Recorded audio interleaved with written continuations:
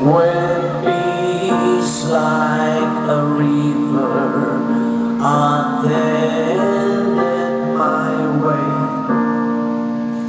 when sorrows like sea billows roll, whatever my lot thou hast taught me to say, it is well, it is well with my soul. It is well with my soul. It is well with my soul. Though Satan should buffet, though try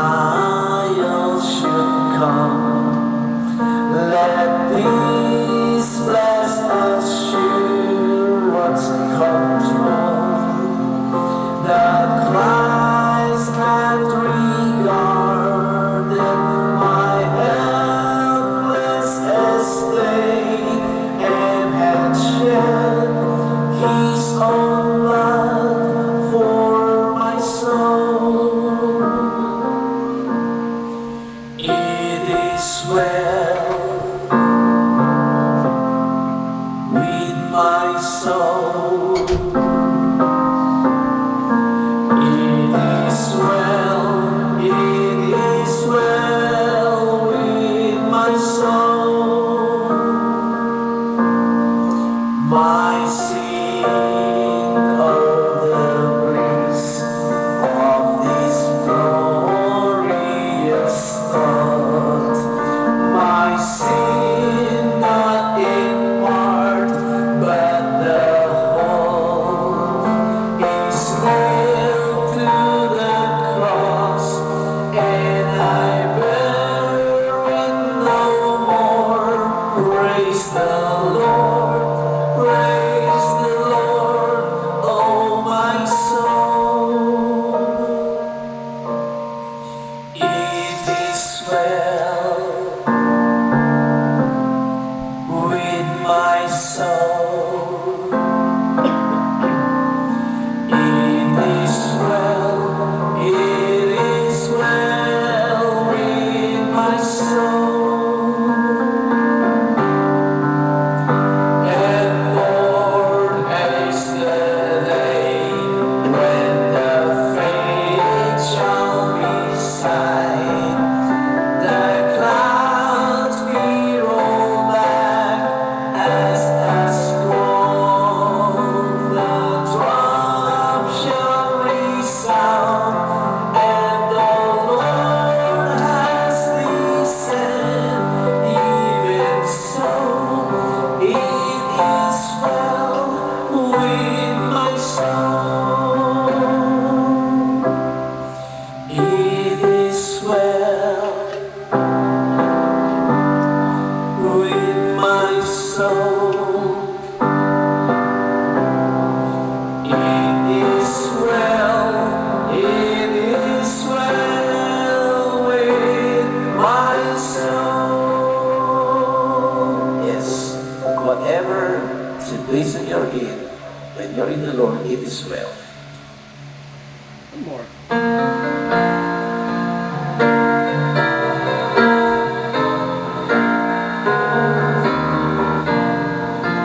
Once my soul was astray from the heavenly way. I was wretched and vile as could be, but my Savior in love gave me peace from above when He reached down His hand for me. When my Savior reached down for me, when He reached way down for me, I was lost and undone, without God or His Son. When He reached down His hand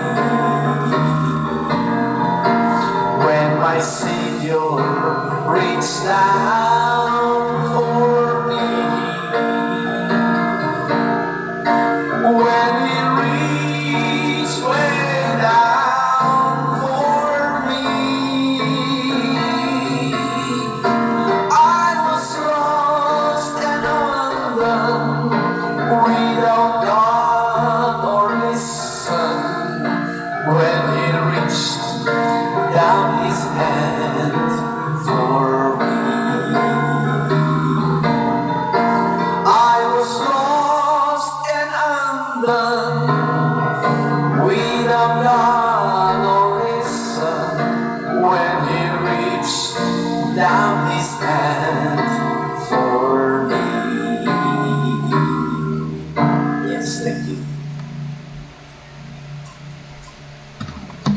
Alright, good evening po mga friends, mga kapatid sa Panginoon.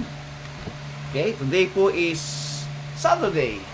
Hindi po tayo nakapag-broadcast kahapon. So, I hope always po wishing you well sa ating mga buhay. Yes, marami tayong nararanasan, marami tayong dinadaanan. Let us encourage one another. Let us pray for one another. And continue po yung ating desire na lumalim, maunawa ng lubusan po yung ating Panginoon, makilala. And in time to come, ito po ay mag-build sa ating faith so that we live according to His will. So before that, tayo po ay manalangin. Ama, maraming salamat sa buhay, sa patuloy na gabay sa amin, sa mahabang panahon ng aming pananampalataya sa inyo.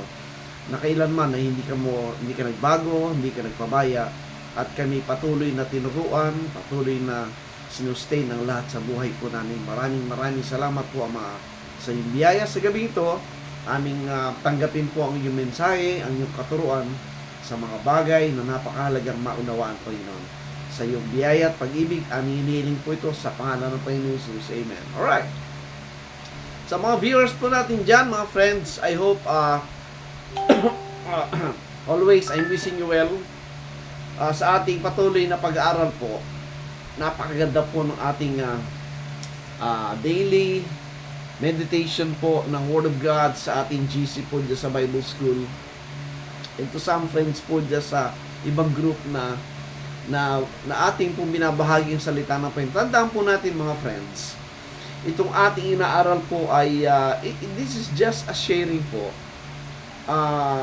We would like to share kung ano po yung nakikita natin katuruan po sa Biblia. Not necessarily ni-impose po natin ang katotohanan na yun at pinipilit sa inyong paniwalaan. I am just po encouraging and try po to give everyone po yung bang spark to study more. Hindi manatili doon sa traditional na alam na nakagis ng katuruan, na manatili na lang doon, especially po sa mga friends natin, mga pastors. At this is the time na talaga po namang if you profess na ikaw ay lingkod ng Diyos, sa mga leaders, mga teachers po, sa mga pastors, sa mga churches na umahawak ng mga kongregasyon, ay panatilihin po natin yung isipan na making sure that we are serving po yung kalooban ng Diyos, the purpose kung bakit sinasabi ikaw ay nasa ministry, ikaw ay nasa gawain ng Diyos. And there is only one rule at saka will and purpose of God kung bakit inilagay tayo dyan is to feed the people. Feed them with what? Feed them po ng salita ng Diyos. That sometimes hindi yan popular at hindi yan matanggap ng marami. But for the true ministers of God, mananatili ka pong dyan. You would like to minister, you would like to expose the truth, whether matuwa o magalit po yung audience, yung mga professing child of God, yan po ang ating layunin dyan. And by the way, sa ating maliwanag na unawa, tayo naman po yung magbibigyan account dun sa may-ari ng ministry niyan, which is the Lord Jesus Christ. Inilagay po tayo dyan So, dapat po nating ibigay yung nararapat na katotohanan na mula sa Kanya. Good evening po kay Ma'am Pining Castaneda. Thank you for watching. Ang topic po natin is about the third temple. Yan. Ito po ay part 6 ng ating study about findings na yung dispensational system na umiiral po sa majority of the professing Christians ay resurrection po yan ng carnal mindset ng mga first century Jewish unbelieving crowd during the time of Christ.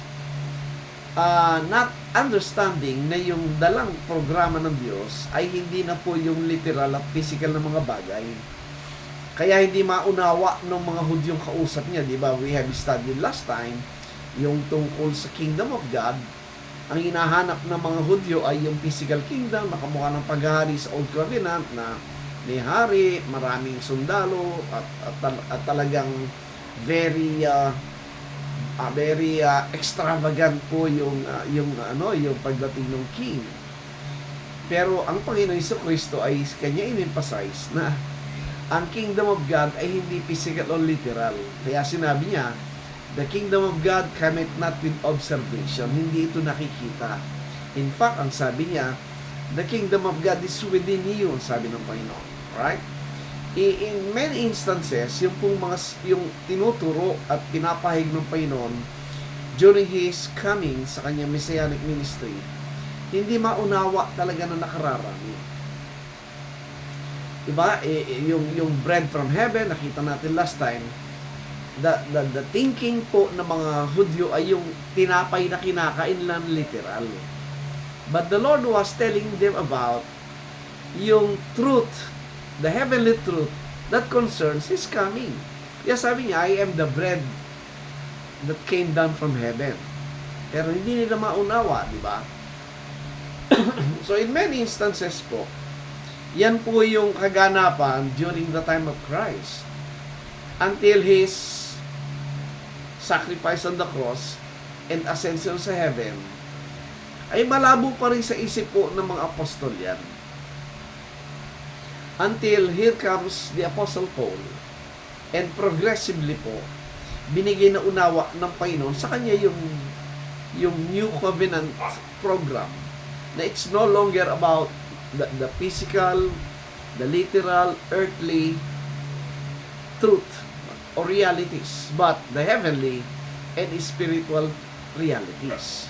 Today po, I'm going to show po from the scriptures na yung temple, na yung third temple, kasi mayroong third temple po talaga. Yung first temple, we have studied this, yung po yung nasira, yung po yung nawasak around 586 BC by the invasion po ng Babylonian Empire doon sa First Temple Jerusalem around 586 BC.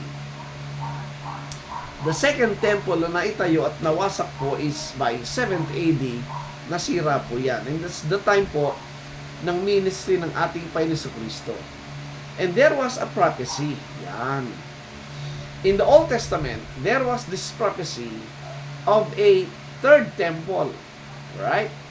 The difference is, yung first and second temple, ito yung temple na ginawa ng mga tao.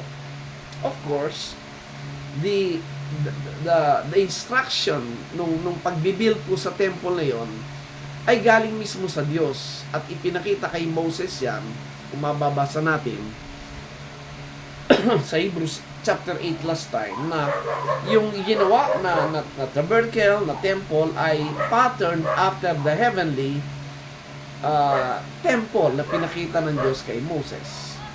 And so from there po, yun ay naging pattern until the coming of the Lord Jesus Christ, and He was telling them about na yung second temple is no longer the temple of God, but tinawag nga niya ito den of thieves. Yan. Diba? Excuse me po. That's why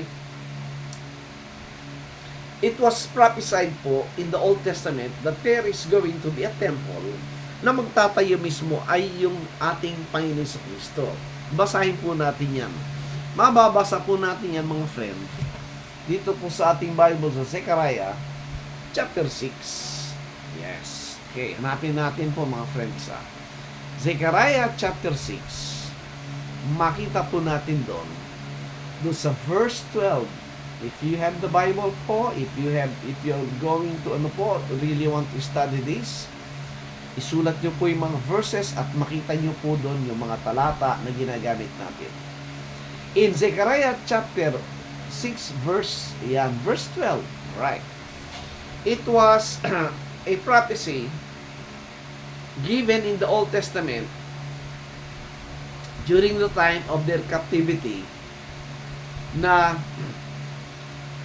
there will be a temple that shall be built by the Lord Himself. Yan. Ang sabi ng Zechariah 6:12, "And speak unto him, saying, Thus speaketh the Lord of hosts, saying, Behold the man, whose name is the branch, he shall grow up out of his place, and he shall build the temple of the Lord." Now notice po, sa verse 12, maliwanag po yung timing ng pagbibuild ng temple the temple that was prophesied in the Old Testament. That it will be built po during the time of the incarnation or within the period po ng humanity ng ating Panginoon Jesucristo. Maliwanag po yan. Therefore, as clear as the Bible po was saying, ang temple na sinasabi na prophesied, this is the temple of the Lord, ay yun pong itatatag ng Panginoon during the time of His coming on earth. Yeah, not in a remote future na sinasabi po ng mga dispensationalist. Diba? Ngayon nga, may hinihintay, meron silang sinasabing binibuild na third temple dyan sa Jerusalem, at ang hinihintay nila ay yung that pagbabalik ni Jesus Christ, at sinabi mauupo daw sa temple sa Jerusalem at ibabalik daw yung mga animal sacrifices, meaning ibabalik daw uli yung law, kasi ibabalik daw yung attention ng Diyos dun sa nation Israel. Well, again my friends, yun po ay yun po yung speculation at saka subjective teaching, na ibig sabihin meron na pong preconceived theology nagtuturo at hinahanapan na lang ng mga passages na sometimes pinapalimpit nila para i-apply po do sa so-called unknown future. Pero upon reading po ang scriptures, makita natin hindi po yung unknown future ang tinutukoy, kundi yung exact time period wherein nangyari sa akin. Nawala ako sa live. Alright. Sorry po, nawala. Okay. So, going back, yung ating pinag-uusapan po mga friends ay yung time nga na prophecy of the temple that will be built mismo ng ating Panginoon Jesucristo. As I was saying po, merong previous first temple, yun po yung temple na naitayo dun sa time ni Solomon, at yun po yung tinawag na first temple, pero it was destroyed po during the invasion po ng Babylonian Empire noong 586 BC. Right. So again, to make the long story short, itong Israelites na wala doon sa promised land, sila ay naging captive sa Babylon, and then after 70 years they were liberated dyan by the coming of the Medo-Persian Empire, King Cyrus, and they were given po the permission to go back to the promised land, which is Jerusalem. So from there, nakabalik po sila sa promised land at na-rebuild po ngayon yung Jerusalem at yung second temple. Yan. Okay. And by the coming of the Lord Jesus Christ, yan, pinakita po niya, nagbigay siya ng ilang mga what you call this, signs, na this second temple, which is part pa rin po ng Old Covenant, will soon be destroyed, will soon be taken out together with of course with the Old Covenant. Kaya sa ating ibang study dito ba, we cannot separate the temple po with the nation Israel, kasi both of this temple and the nation Israel ay pareho pong tinuturing ng Bible na heavens and earth, Sa ibang study po natin nakita yan. Kasi po nakita natin yung Holy of Holies, yung po yung designated as heavens, right? Yung holy place po na kung saan nandun yung mga activities ng mga priest ay tinawag na earth. And the outer court, makita nyo po, nandun yung mga court of the Israel and court of the Gentiles. Yan po yung bumubuo sa temple. Together rin po yan sa nation Israel na tinawag ng Israel na heavens and earth. The heavens refer po sa mga rulers of that nation. And the earth refers to the dwellers of the land. The land, right? And nandun po yung mga Gentiles. Yan po yan. So, with the existence of the temple, the Old Covenant temple and the Old Covenant nation Israel, yung po yung designated na heavens and earth under the Old Covenant. The same thing po, by the coming of the Lord Jesus Christ, He was bringing now the New Covenant program. And of course, under the New Covenant program, iba na ito. Yung temple in the New Covenant program, hindi na yung physical and earthly, kundi yung heavenly temple na. Together with Jerusalem. Ang Jerusalem under the Old Covenant is the earthly Jerusalem, the city. Pero sa New Covenant, ang Jerusalem ay heavenly na. Okay? So those things po makita natin. By the coming of Christ, and this is an entirely new sa pandinig at paningin po ng mga Hudyo. Kaya, they cannot fully comprehend even until the fulfillment po noong sacrifice sa cross ng ating Panginoon Kristo. But I was saying po, God called one apostle, and that's the Apostle Paul, wherein siya po yung binigyan ng unti-unti or progressive understanding ng revelation ng mga heavenly things, which was then a mystery. So, by the time that the Apostle Paul were then receiving po yung mga revelation na yan, he was writing them, okay, and teaching to the believers, to the apostles at that time. So from here po makita natin sa Zechariah 6:12 po, na ang sabi sa 6:12, basahin ko ulit, and speak unto him saying, thus speaketh the Lord of hosts, saying, behold the man whose name is the branch. Yan. Yung behold the man na sinasabi, ito po yung ating Panginoon Kristo. At sinabing ang pangalan niya is the branch. Yan. This is one of the title po ng ating Panginoon Kristo during the time na siya po ay nag-incarnate o nag-manifest as human.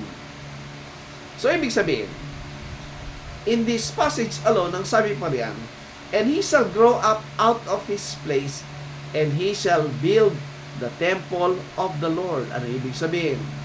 Na yung time na i-build ng Panginoon yung temple niya ay during the time of His coming as the incarnate o yung Diyos na nagkatawang tao na tinawag po siyang man. So that is a prophecy na i-fulfill during the first coming of Christ dito sa lupa, sa kanyang identity as man, the branch. Right? Kaya ang sabi pa rin po sa 13, sa verse 13, even he shall build the temple of the Lord, and he shall bear the glory, and shall sit and rule upon his throne, and he shall be a priest upon his throne, and the council of peace shall be between them both. Yan, makita po natin yan. Sa verse 12 sinabi, the time of the building of the temple of the Lord is at the time po ng coming of Christ during His messianic ministry during the first century. And then also, ang sabi sa 13, when He build the temple, ang sabi, He shall sit on His throne and rule as a king. Notice po, when you talk of the Lord Jesus Christ, siya lang po yung exclusive office ng dalawang office, which is both king and priest po yan. Siya lang yan. Kaya dito sa passage na ito, both passages ng 6, 12, and 13 ay tinutukoy ng lahat ng yan, yung pagbibuild ng temple, yung kanyang pag-upo sa kanyang throne as a king and priest, and he shall rule, is definitely very clear. Ito po ibinigay at sinabing magaganap sa kanyang pagdating sa lupa during the 1st century. Now, anong ating evidence dyan? Ito po yan. Basahin po natin ang Matthew 16 verse 18. Tandaan po natin mga friends, we always see to it na yung ating pinagkukuhanan po ng conclusion is not yung ating preconceived teaching, yung ating understanding, but the scriptures themselves. Kaya nga ang sinasabi natin, we are striving or we are following yung rule of interpretation sa 1 Corinthians 2:13 by means of comparing scriptures. Now, ang sabi po sa Matthew 16:18, and I say also unto thee that thou art Peter, and upon this rock I will build my church, and the gates of hell shall not prevail against it. That passage alone po makita natin na yung sinasabi niyang building of the church, and the church is the temple, the house of God. Mangyayari yan ang sabi by the time that he will prevail from the power of sinasabing gates of hell. Now, again, my friends, yung pong hell na tinutukoy dyan, mapapansin nyo, wala pong connection niya sa fire. The word hell po sa English Bible natin ay galing po do sa tatlong Greek word na nasa loob po ng Greek manuscripts. Na ang ginamit po na Greek word ay it's either Gehenna, Hades, or Tartarus. Good evening kay Irene Lindobasa. Thank you for watching. Dito sinasabing gates of hell po dito mga friends. We have no time para pakita yan. Ang tinutukoy niyan ay gates of grave because ang Greek word po niyan ay Hades. Hindi po yung connected sa fire mga friends. Okay. Good evening po kay Ma'am Leonora Manzo. Thank you for watching. That is why ang sinasabi po sa 18 is exactly kung ano sinabi sa Zechariah 6:12 that during the 1st century or coming of the Lord Jesus Christ ay ibibuild niya mismo yung temple, which is also yung sinabi niyang my church. Kaliwanag po mga friends. Okay. So ibig sabihin, hindi yan temple in the unknown future kamukha ng turo ng mga futurists at dispensationalists. It was stated sa prophecy and confirmed by the Lord Jesus Christ Himself that He will build this church, the temple, the house of God, in His time. Ano pa yung ating proof po dyan? Colossians 1:18. By comparing these passages po, makita natin without any shadow of the doubt na ito pong mga scriptures na ito ay nagpapatibay at nagpapatunay na yung temple of the Lord ay itinayo po talaga during the 1st century. Sorry po Basahin uli natin Colossians 1:18. And He is the head of the body, the church.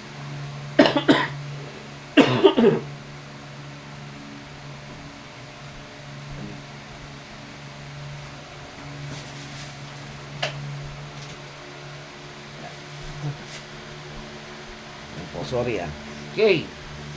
Ang sabi sa Colossians 1:18 po ulit, basahin natin. And He is the head of the body, the church. Banyo, pag sinabing the church, ang ibang term na ginamit po dyan ay the house of God, the temple of God. Okay.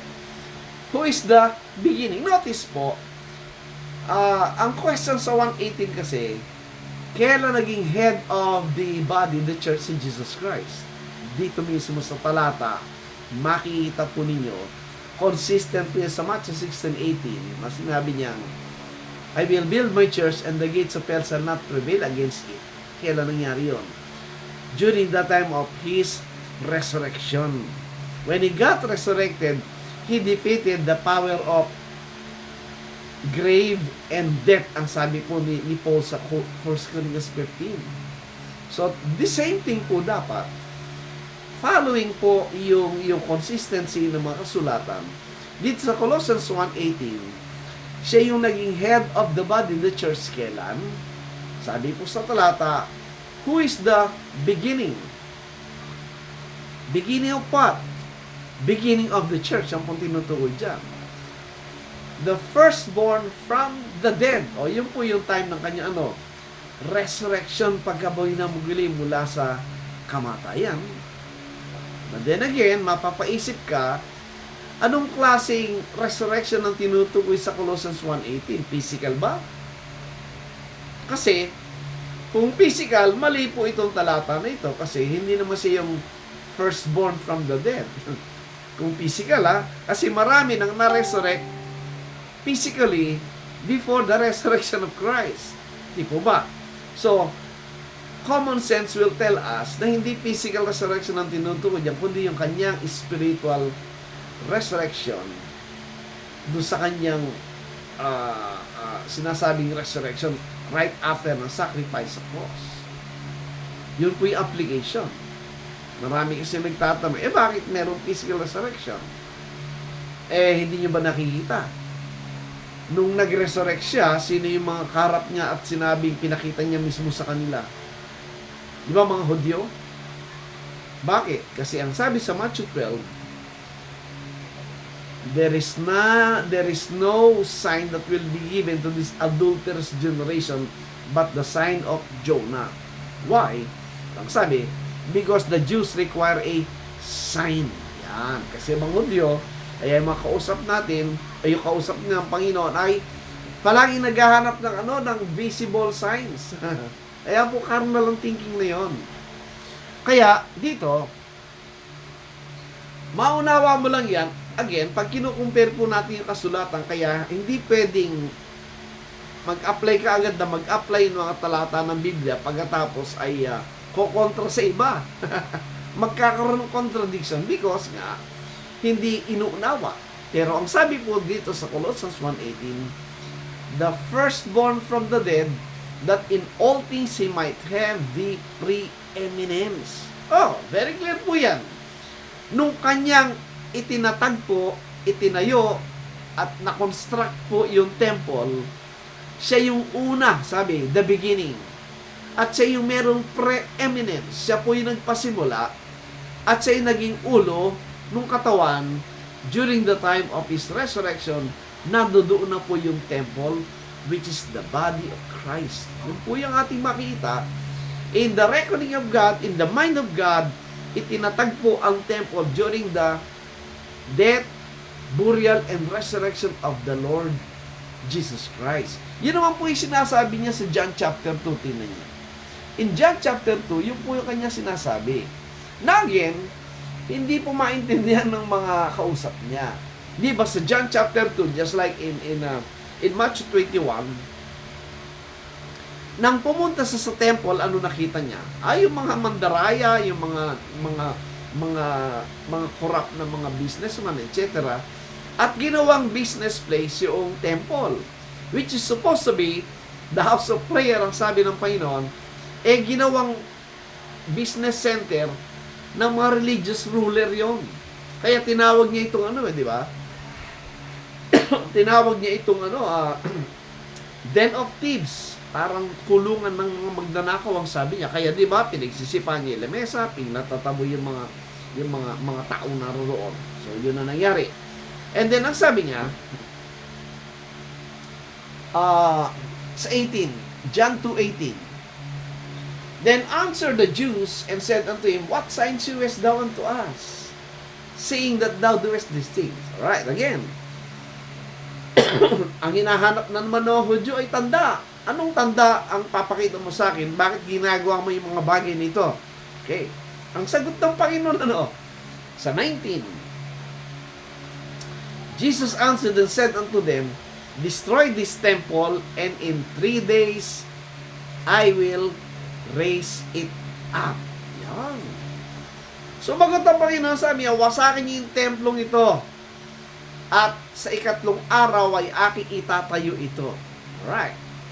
Again, mapapasin niyo po, yung isip at talaga hindi maintindihan ng mga Hudyo ang nais iparating ng Panginoon Kristo mismo sa kanila. Tingnan niyo po. Yung mismong Panginoon Kristo na yung kaharap nila, hindi pa nila maintindihan po yung tinuturo ng Panginoon. Good evening kay Brother Neil Lekin Fernandez. Thank you for watching.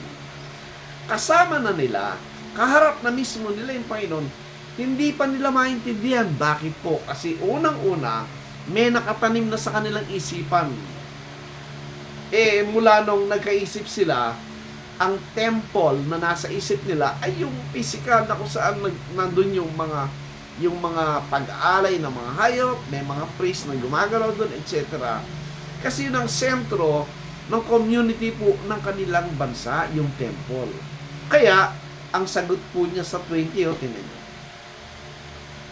Nung sinabi ng Panginoon na ang templong ito ay wawasakin at itatayo ikatlong araw, ang sabi sa 20, ang sagot ng mga Hudyo ito, then said the Jews, 46 years was this temple in building, and will thou rear it up in 3 days? Sabi ng mga Hudyo, ano? 3 araw lang itatayo mo yan? 46 years namin ginawa yung templong ito. Itatayo mo lang yun sa 3 araw, ang sabi niya. Pero, kinualify ng Panginoon sa verse 21, He was not talking about po yung physical temple. Anong sabi doon sa 21? But He spake of the temple of His body. Yan. Ang tinutukoy ng Panginoon na temple na itatayo niya sa ikatlong araw at yung po yung kanyang paggabuhay na manghuli ay the temple of His body. Yeah. The body, that is in reference po dyan, hindi naman po yung physical body yan. It's the body of the believers na ang temple ay yung itatayo niya on the 3rd day. Naunawa sa 22, when therefore He was risen from the dead, His disciples remembered that He had said this unto them. And they believed the scripture and the word which Jesus had said. Good evening kay KB Lico. Thank you for watching. Kaya mga friends, it takes a clear mind para maunawa po natin yung talagang turo mismo ng Panginoon sa kanyang Biblia. You cannot receive the truth pag nananatili po yung preconceived teaching natin at naroon yung ating kaisipan na halos hindi mo na pinapakinggan, hindi mo na binabasa, at hindi mo paniwalaan yung iyong naririnig. Just like the mga Jewish, the Jewish audience at the time, since the time na sila ay nagkaisip nga naman, yun ay laman ng isip nila.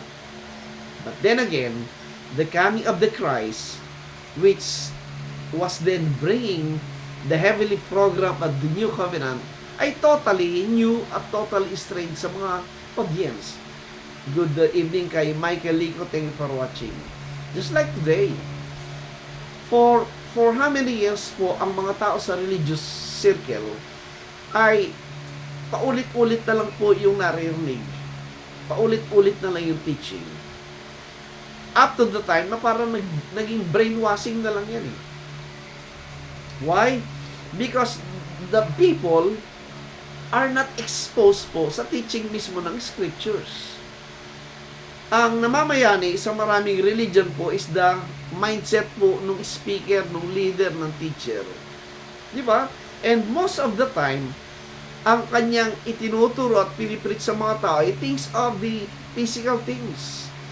Things of life on earth. Things of everything.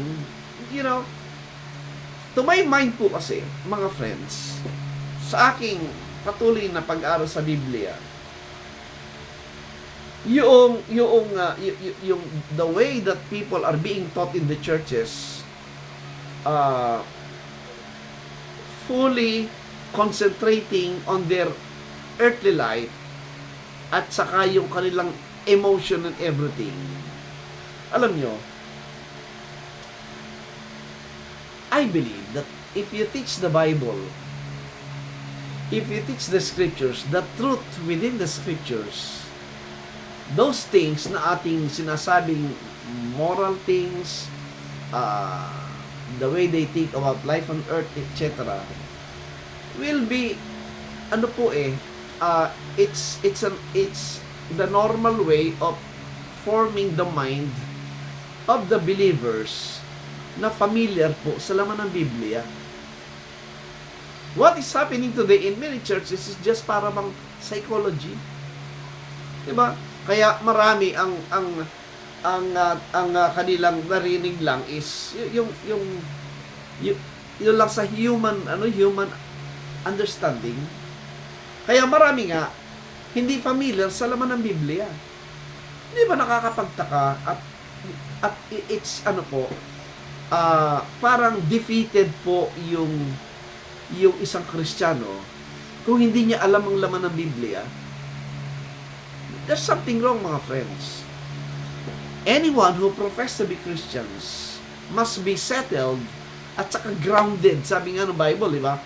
Grounded sila dapat sa faith of Jesus Christ. And you can only be grounded if you are familiar with the truth of the Scriptures.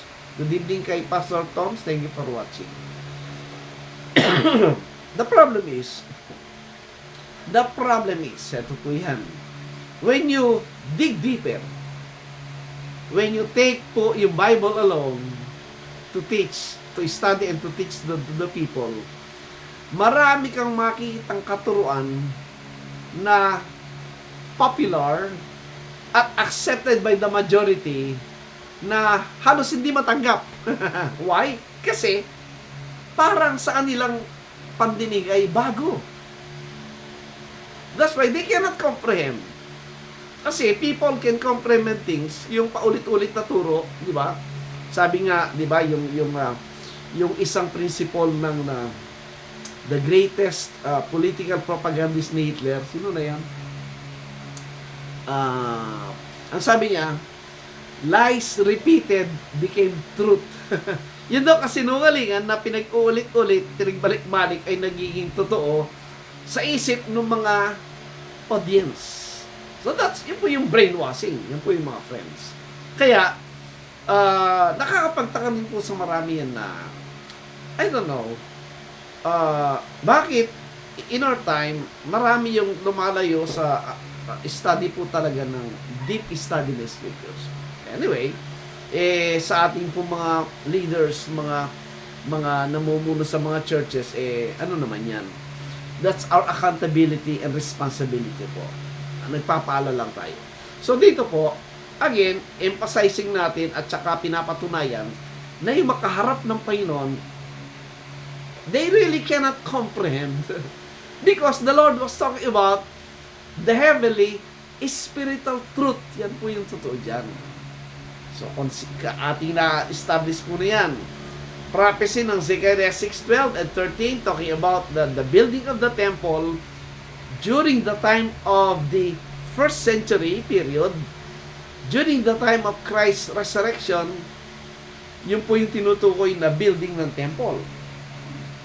At pinatibayan ng Matthew 16:18 that He will build His church during the time of His resurrection, the time He defeated the power of grave and death. Po yung tinutukoy doon. And si Apostle Pablo sa Colossians 1:18, kanyang pinakita that Christ became the head of the body, which is the church, at the time of His resurrection, and He is the beginning, at in all things He might have all the preeminence, ang sabi. So, clearly po sa scriptures, mga friends, yung temple ay na-build doon sa time ng resurrection ni Kristo. It was therefore po a clear understanding of that. That's why, ang hindi matanggap at hindi maunawa ng marami is kasi nga, yun pong dispensational manner, literal interpretation ng passages sa Bible, as I was saying, ay kapareho po yan ng thinking ng mga Hudyo, and they're looking for a physical, material fulfillment of everything na sinabi sa Bible. But then again, mga friends, kung hindi maunawa talaga po yung program ng Diyos sa New Covenant, ganun po yung thinking talaga. Just like the people po sa first century. Good evening kay Lian Fernandez. Thank you for watching. Now, so in that sense po, maliwanag naman yun na sinabi na at the time of Christ, naitayo na po yung temple. Now, ito po yan. Tingnan niyo po yung Ephesians chapter 2 verse 19. Alam niyo, mga friends, for us po who continue to study and learn these things, I know na mahirap po talagang makomprehend. Una kasi, dapat mo munang ma-persuade yung isip mo eh. Pag pinaniwalaan mo yung bagay na yan, ang susunod po dyan is yung awareness mo ngayon na ang temple na sinasabi, hindi na yung material things, hindi yung building, kundi yung mga mananampalataya. Ito po yung 2:19. Ephesians 2:19. Sabi diyan, now therefore ye are no more strangers and foreigners. Now, he was addressing po sa mga Gentiles. Gentiles po in the Bible are called strangers and foreigners because they don't belong to the nation Israel. They belong to other nation or nations.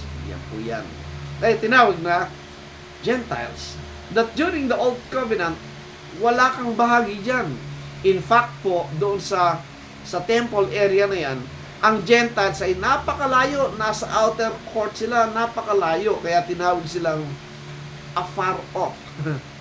Malayo sila mula doon sa holy place at holiest, doon sa court mismo. Halos nasa labas sila eh. Pero dito, ang sabi niya, but now, ang sabi, but fellow citizens with the saints and of the household of God under the new covenant. In the old covenant, yes, ang Gentiles, wala silang bahagi. Ay, strangers and foreigners eh. Pero, pagdating ng new covenant, ay iba na.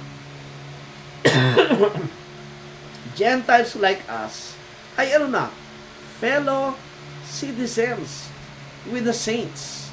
Primarily, the Jewish saints, yung first batch of the believers during the Messianic ministry. And of the household of God. Yan. Pag sinabing household of God, belong to the family. And in the family, nandiyan ang husband and wife, the father and the mother, the children, and the servants. Kasama na sila dyan. Sila na ngayon ay fellow citizens and belong to the household of God. Verse 20. Ano sabi ng 20? And are built upon the foundation of the apostles and prophets, Jesus Christ Himself being the chief cornerstone. Notice po sa 20, pinakita po dyan how the Lord built His temple or His house. Una, ang sabi, si Jesus Christ yung chief cornerstone. Yan. Ang chief cornerstone, para siya yung pundasyon talaga nung bato. Kung saan, di ba, sabi ng Bible, blessed is the man who built his house upon the rock, ang sabi. So, siya yung stone, siya yung rock na tinutukoy dyan. Kailan nangyari yan? The cornerstone was laid in during the time of His what? Of His death, burial, and resurrection. Right? The second phase ng building of the temple is the putting in of the what? The foundation, which are the apostles, prophets, the believers in the first century. Sila po yung foundation. Right? And then, ang sabi sa 21, in whom all the building, notice po, in whom all the building, napakaganda po ito mga friends. Yung tinawag na building po, yung mga believers yun. In whom all the building fitly framed together, groweth unto an holy temple in the Lord. Bakit tinawag na building? Because in the new covenant, it's no longer a temporary dwelling place. It's now a permanent place na illustrated by a building as opposed po sa tent. Ang tent po, di ba? Pag nag-tent ka, hindi naman ibig sabihin titira ka na dun eh. Temporary shelter na pag alis mo, aalis ka, itutupi mo yun, di ba? Pero dito, ang ginamit na word to emphasize yung permanency is building. Sino yung building? Mga mananampalataya po yun. Tayo po yun if you're in Christ. Yan po yung sinasabi rin, in my Father's house are many mansions. Ang mansions po, tayo yun. Kasi ang mansions po ay, dwelling place. Di ba sabi ng 1 Corinthians 3:16 at 1 Corinthians 6:19? Tingnan niyo po. Ano sabi ng 1 Corinthians 6:19? 6 verse 19. What? Know ye not that your body is the temple of the Holy Ghost, which is in you, which ye have of God, and ye are not your own, sabi niya. Sino na yung temple of God? Yung believer. Isa pang passage po, 1 Corinthians 3:16. Ito pa. 1 Corinthians 3:16. Yeah. Know ye not that ye are the temple of God, and that the Spirit of God dwelleth in you, sabi niya. Under the new covenant, the temple of God is no longer a single building or physical building. Kung hindi, bawat mananampalataya ay temple of God. So therefore, sa nakatirang Diyos ngayon, the house of God is every believer today. Kaya babalik natin Ephesians 2:19. Kaya ang ginamit na word ay sa 21, Ephesians 2:21. Kaya ang ginamit na word ng Bible is in whom all the building. These are the believers. All the building fitly framed together, grow it unto an holy temple in the Lord. Existing po ngayon, mga friends. At yan po yung nag-grow ngayon. Progressive ang growth niyan because people are being added to this holy temple. And don't you realize today, pansinin niyo mga friends, what is happening around the world today is unti-unti nagko-collapse po yung communist system ng China, yung communist system ng Russia. Something is going on sa mundo ngayon, mga friends. Yung Islam belief po sa Iran, makita nyo. Marami pong Muslim ngayon ang umaalis na unti-unti sa Islam. And they're being converted to Christianity. In the communist countries today, what is happening to China? What is happening to Russia today? Unti-unti nagko-collapse na po yung system ng communism at saka ng Islamic belief. Why? Something is happening, mga friends. And it's for the good. Because, tandaan nyo, since the coming of the Lord and building of this temple noong 1st century, and after 70-80, nang ma-destroy po yung lahat ng element ng Old Covenant, the temple, the nation, the city, ay kumalat po ang Christianity around the world from Rome, France, England, the Vikings po ng Norway, Finland, and the Asian countries. And today po, it's growing. Ang contents ng mga dispensationalists, kung naghahari na pa yung Kristo, bakit magulo pa yung mundo? Well, that's an ignorant observation. Bakit? Kasi, if you're going to compare yung quality of life during the BC period and the 1st century period and the period po ng 1500s, 1800s, 1900s, malaki po yung pagkakaiba, mga friends. And the development of the progressive development of civilization ay malaking factor po yung Christianity. Sa form of government, sa form of law enforcement, sa economy, sa technology, malaki po ang part ng conversion sa Christianity. Those who were converted in Christianity ay nagkaroon ng much wisdom until today. Kaya nga, pag kinuwenta po natin yung time na kung saan from the first century at ngayon ay 2026 po, this is just an early part po ng growing ng kingdom, ng growing ng temple. In fact po, pag ginamit natin po yung metaphoric symbol po ng 1,000 years with the Lord, sabi niya, one day with the Lord as 1,000 years, in comparison po sa immensity at eternity ng Diyos sa ating reckoning ng time, sa tingin po ng Diyos, 2 araw pa lang po yung kingdom niya, yung temple niya na naitayo. Remember, the growth of the kingdom was likened to a mustard seed. Di ba? And it's still growing today. Yun nga po yung sinabi Isaiah 9:6. Lately ko lang din po na nare-realize yan. O nga, no?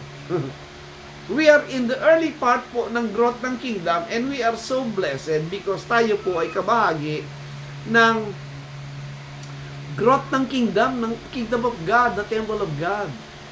Wherein sinabi po sa Ephesians 2:21, in whom all the building fitly framed together grow it unto an holy temple in the Lord. It's progressive po yan. Kaya ang sabi sa 22, dinefine po niya yung temple or house of God na ano, alin at nasaan. In whom ye also are builded together for an habitation of God through the Spirit. Wow! Di ba napakaganda pong panahon yan? We are so blessed that ipinanganak po tayo sa panahon na ito at hindi tayo pinanganak nung busy period kasi nung busy period, wala po yung habitation of God sa believers. The habitation of God is a physical temple na wherein doon mo lang nakita nagmamanifest po yung Diyos in the clouds at napakalayo po ng mga Gentiles. Halos wala tayong access doon. But today, wow, we are so blessed because every believer po is an habitation of God. Every believer is the house of God. Every believer is a building, a mansion, and the temple of God mismo in our present time. That is why, mga friends, dito mo maunawa po yung Revelation 21. In Revelation 21, which talks about the new heaven and the new earth, and there's a verse 2, it talk about the holy city, New Jerusalem, coming down from God out of heaven, ang sabi niya, prepared as a bride adorned for her husband.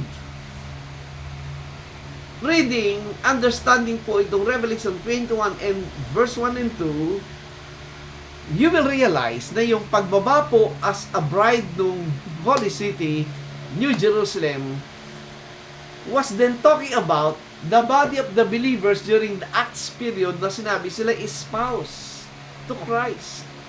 Right? At ang spousal period po ay ito po engagement period between the husband and the wife. Hindi pa nagsasama, pero they were already engaged to be married in a ceremonial marriage. Pero ang turingan na ay husband and wife. Kaya lang, hindi pa nagsasama. Aalis yung lalaki, gagawa ng bahay, at babalik sa upang magkaroon ng kasalan at iuwi niya na yung kanyang bride sa kanyang tahanan.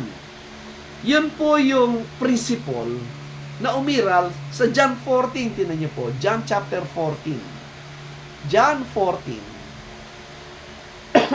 That during the time of the persecution, yung suffering ng mga Christians in the hands of the religious authorities ng Jewish religion. Ito po sabi ng Panginoon sa mga apostles, Let not your, John 14 verse 1, let not your heart be troubled. Ye believe in God, believe also in me. Verse 2, in my Father's house are many mansions. You see that? Marami pong religion, ginagawang literal yung mansions. Sa mga Baptist, ako yung dating Baptist po, ang usapan nun at tanong, sinabi niyan, Pastor, mansion eh. Ibig mong sabi sa langit, kung kunyari sa pamilya, merong limang member ng family ang nasave, yung tatay, yung nanay, yung anak, di ba? Ibig ba sabihin, Pastor, tingi-tingis na tayo ng mansion? Siyempre, sasabihin mo, oo, kasi nga, bawat believer may mansion na sinasabi, di ba? Di ba? Malaki ba yung mansion? Kaya nga, ginamit po yung mansion for us to have that understanding of the greatness of that house, the heavenly house. Ang tanong, di ba malungkot yun? Kasi, ilang kwarto ba yung isang mansion? Sabihin mo nang merong 10 kwarto o 5 kwarto, kung nag-iisa ka daw, hindi ba nakakalungkot naman nag-iisa ka lang sa mansion? Kasi nga, ang thinking ay literal. Ang thinking ay earthly thinking pa rin. Hindi po ganon. Ang tinutukoy na mansion ay yung mga mananampalataya because mansion is a dwelling place. At tinawag siyang Father's house, tahanan ng Ama. Tingnan niyo po sa susunod na talata, sa John 14 verse 23. Diyan mismo sa John 14, 23. Ito yung sinasabi niya na yun, 23. Jesus answered and said unto him, if a man love me, he will keep my words. Notice mga friends, iba po yung capital W-O-R-D, which is the Lord Jesus Christ, at yung kanyang small W-O-R-D-S, which is His words. And you cannot separate the speaker, which is Jesus Christ, the capital W-O-R-D, sa kanyang salita, which is yung kanyang words. Marami tayong mga friends pinaghihiwalay Hindi na raw kailangan yung words, kailangan daw si Kristo na. Paano magsasalita sa yung Kristo kung walang words? Kalukuhan po yun mga friends. Kasi marami ayaw ng lay Bible na tawaging salita ng Diyos. That's wrong. Ano ituturo mo sa tao kung wala kang Bible? And that's very dangerous sapagkat ituturing mo na yung sarili mo ngayon na ikaw yung authority kasi wala ka ng hawak na written authority para makorek, para ma-check kung tama yung sinasabi mo. Ay, naku, delikado po yan. Lalabas po yan na authority, yun ng tao mismo. Kawawa po yung mga tao dyan. Magiging alipin po sila ng authority ng isipan ng preacher, ng teacher, pag walang Bible. Pero pag may Bible, you can check them, you can correct them if they are wrong, at makonfirm mo kung tama yung sinasabi niya, di ba? Yun po yung logic doon mga friends. So balik natin, John 14:23.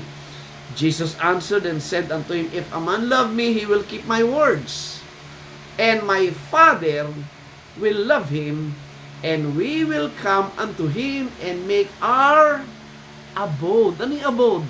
Tirahan. Sino titirahan? Yung tao na tumanggap at nagmahal sa salita ng Panginoon. Sino ba yon? Yung believers. Balik niyo yung John 14 verse 2. Yun po, hindi tayo alabas sa context kasi yun po yung sinasabing katotohanan. Hindi po yung literal na bahay na itatayo na meron bang literal na bahay sa langit. Pag sinabi po heaven, mga friends, spiritual yan. Invisible yan, hindi nakita. And we cannot yet fully comprehend the heavenly things while we are po nandito sa earthly body na ito. So, balik tayo, John 14:2. In my Father's house are many mansions. If it were not so, I would have told you, I go to prepare a place for you, sabi ng Panginoon. Talking to the apostles, to the body of the believers, na siyang spouse to Christ. Engaged to be married to Christ in His coming. Right? Kaya, pero sabi niya, aalis ako. at maghahandang ng lugar para sa inyo. Kanino niya sinabi? Hindi sa atin. Sinabi yan sa kanyang kaharap ng mga apostol. Alright, ano sabi niya? Sa 3, ito yung pangako niya. And if I go and prepare a place for you, ang kanyang primary recipient ng promise niya, hindi po tayo. Yung kausap niya mga apostol at mga mananampalataya. Sabi niya, and if I go and prepare a place for you, I will come again and receive you unto myself, that where I am, there ye may be also. Yan na po yung marriage. Yan na po yung Revelation 21 kanina. Balik natin, Revelation 21. Revelation 21, verse 3, verse 2. Ito yung sinabi niya, and I, John, saw the holy city. Sino yung holy city? Again, hindi po literal yan. Hindi literal na isang meron tayong drawing dati po dyan. Ginamit natin yung Dr. Rachman at yung mga dispensationalist na yung city daw bababa in the physical form. Hindi. Ang city po, mga believers. Di ba sinabi ng Panginoon? The city, yung shine as light, yung city, yung sabi niya, you are a city set on the mountain. The believers po tinutukoy doon. And sabi niya, New Jerusalem. Again, yung New Jerusalem po, yung mga believers din yon that compose the body of Christ. Coming down from God out of heaven, ang sabi niya. Tingnan niyo po yung Jerusalem, Hebrews 12. Let's see po, ang scriptures po magpapakita. Hebrews 12, dito na tayo sa verse, okay, 18 po, tingnan niyo. Mula sa Hebrews 12, 1 to 17, the Hebrew writer was talking about yung physical mountain, which is Mount Sinai. Alright, if you are familiar sa Exodus 19. Kinontrast po yan ngayon sa mountain na sinasabi in the New Covenant. Etong sabi sa 12:18. For ye are not come unto the mount that might be touched, and that burned with fire, nor unto blackness and darkness and tempest. Ang sabi niya, itong mountain na tinutukoy yan sa New Covenant, hindi na itong kamukha ng mountain sa Sinai na nahawakan at nakita yung apo, etc. Hindi na. Okay? Tuloy natin. 22. Yan. But ye are come, sabi niya. Pansinin niyo po yung mga tenses, Ye are come, that is in the present tense na yan. Hindi sinabing, you will come in the future, no. Sa mga kausap niya na audience, ang sinabi, ye are come. Ano ibig sabihin? Nandoon na siya sa ano? But ye are come unto Mount Zion. Alright, ano yung Mount Zion? Physical mountain ba yan? And unto the city of the living God. Alright? Physical ba yung city? The heavenly Jerusalem. Ayun na, heavenly Jerusalem. To an innumerable company of angels. Yan po yan. Pag nakita niyo po yan, yung po innumerable company of angels, yung po yung description ng in the clouds. Because clouds po, makita natin is a sign and symbol figure po ng glory angels. Right? That compass po yung presence ng Diyos. And with that, describe kung ano yung Mount Zion, yung seat of the living God at heavenly Jerusalem, 23, eto, to the general assembly and church of the firstborn, which are written in heaven, and to God, the judge of all, and to the spirit of judgment, made perfect, 24, and to Jesus, the mediator of the new covenant. The new covenant program talks of Mount Zion, city of the living God, and heavenly Jerusalem, that pertains to the believers. Yan po yan, mga friends. So, pag nakita po natin yan, balik natin Revelation 21. Revelation 21 verse 3. Ayun, no? Ang sabi ng 3, by the coming of the Lord, na kanyang promise sa first century audience and believer, and of course, tinupad ba niya o hindi yung pangako sa kausap niya mga apostol at mga believers? Kung hindi po niya tinupad yon, ano yon? Ano nangyari? Nagkamali ba si Jesus Christ? Nagsinungaling ba siya? Di ba ba? Kumusta yung pinangakuan kung hindi tinupad? God never lies. Lahat ng sinabi po niya, tinupad niya. Kaya sabi sa 21:3, tinan niyo pong maigi, kung ito po yung present state po ng Diyos at ng tao ngayon. And I heard a great voice out of heaven saying, Behold, the tabernacle of God is with men, and He will dwell with them, and they shall be His people, and God Himself shall be with them, and be their God. Basahin niyo pong maigi mga friends yung 3. At tanungin ko kayo, ito ba yung present condition at state ng Diyos at ng tao sa lupang ito? Kasama ba natin ang Diyos ngayon? All the scriptures po in the New Testament, in the writing of the Apostle Paul, is confirming. Itong verse 3 ay naganap na ito, and this is the present time po ng panahon natin. With that po, makita nyo, sa description po ng city na ito, pansinin nyo, how about the temple? Ang sabi, at pinaliwanag po, dinescribe po, yung glory, yung walls, yung gates, etc. Yung lahat po ng mababasa nating description dyan sa 21 ng city, speaks po ng mga believers. Tayo po yan mga friends. Kaya ang sabi po dito sa verse 22, tingnan nyo, Revelation 21:22, sinasabi ni John, hindi ang physical. Why? Sabi sa 22, I saw no temple therein. Walang physical temple doon. Why? For the Lord God Almighty and the Lamb are the temple of it. Wow! Sino tinutukoy dyan?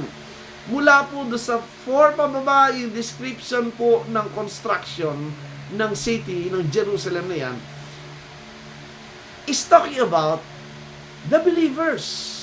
Because walang ang temple doon, physical temple eh. Ang nandun yung Panginoon at yung Lamb at yung temple, same temple nito. 23. And the city had no need of the sun, neither of the moon to shine in it, for the glory of God did lighten it, and the Lamb is the light thereof. So, hindi po yung physical building, hindi yung physical place. That is a heavenly, spiritual temple. Mga friends, I hope you got this. I hope pinaniwalaan po natin yung mga nabasa natin scriptures. And from there, you will realize, ang Diyos po, hindi malayo. Ang Diyos ay kasama natin. In our next topic po, papakita ko ng maliwanag ulit. Uulitin natin itong study na ito, na yung temple is already in the midst of men. Right? At yung temple ay kasama na ng mga tao. Kaya, in this life, there are 2 realms. Dalawang mundo po nag-exist. The physical and the spiritual world. Overlapping each other dito sa buhay na ito. Ang pagitan lang po ng heaven is the flesh. When you get out of the flesh, you're then in the spiritual world. If you're in Christ. Right? So I hope we're getting this. I hope we realize that every member of the body of Christ is the temple of God. And out of that temple, the presence of God is everywhere in the whole world. The temple is everywhere, exposing, issuing the water of life to everyone na kanilang nakakausap. Di ba sabi sa John chapter 4, na yung uminom ng tubig, it shall be like a well of water in their belly, na lalabas sa kanila, yung water of life. That's how God is working today, mga friends. The temple of God is today a portable temple. Hindi confined sa isang lugar. It is spread throughout the whole world. Every believer is the temple of God. Malaking kasinungalingan po at kalokohan yung hinihintay ng majority na itatayo ng temple sa Jerusalem, at bago raw maitayo, maraming papatayin ng mga tao dyan. It's a big deception po yan.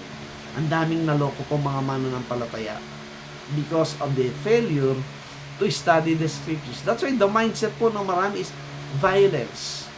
Ang gulo sa Middle East, hindi matatapos yan habang sinusuportahan ng mga Kristiyano yung fight ng Zionism. Because of ignorance. Dahil po sa brainwashing na mula sa Scofield Bible, which is a political propaganda. I hope you're getting this, mga friends. And ang ating role to those who understand these things is spread out the news that the temple is already present here. There is no need for a physical temple itatayo sa Jerusalem at magpatay uli ng mga hayop at patay ng mga tao sa paligid na yun. That is not the teaching of the Bible, mga friends. Right? So I hope you're getting this. To us who are understanding and receiving this truth, as the faith grows, we will all realize that God dwelling in us is the one is speaking through us and manifesting His presence to the people of the world by words and by our deeds, sa ating salita at sa ating ginagawa. And that's our life being the temple of God in this present time. So again, thank you so much, mga friends. Magkaroon tayo ng part 2 when we realize yung temple po was already there in the Garden of Eden. Alright?